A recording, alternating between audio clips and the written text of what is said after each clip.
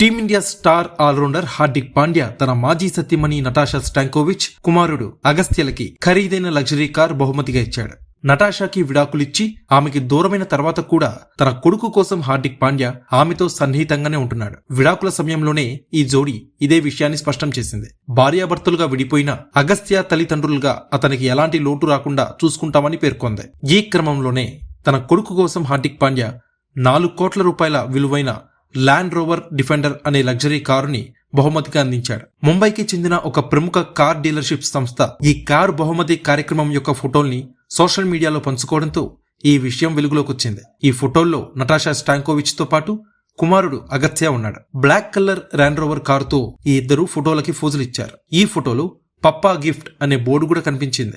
Hardik Pandya, Natasha July 2024లో అధికారికంగా విడాకులు తీసుకున్నారు. విడాకులు తీసుకుని 2 ఏళ్లు గడిచిన కుమారుడు అగస్త్య కోసం ఇద్దరు సమాన బాధ్యతని పంచుకుంటున్నారు. హార్దిక్ పాండ్యా మహికా శర్మతో సహజీవనం చేస్తున్నప్పటికీ తన కొడుక్కి అత్యంత ప్రాధాన్యతనిస్తున్నాడు. మరోవైపు ఫిట్నెస్ పై ఫోకస్ పెట్టిన నటాషా సినిమాల్లోకి రీఎంట్రీ ఇచ్చేందుకు సిద్ధమవుతోంది. విడాకుల అనంతరం కూడా తన కొడుకు మాజీ సతీమణికి ఖరీదైన కారుని గిఫ్ట్ గా ఇచ్చిన హార్దిక్ పాండ్యాని అభిమానులు ప్రశంసిస్తున్నారు. విడిపోయిన తర్వాత ఒకరి ముఖం ఒకరు చూసుకోవడానికి కూడా ఇష్టపడని ఈ రోజుల్లో తన భార్య, కొడుకు కోసం హార్దిక్ పాండ్యా ఖరీదైన కార్ గిఫ్ట్ ఇవ్వడం గొప్ప విషయమని కొనియాడుతున్నారు.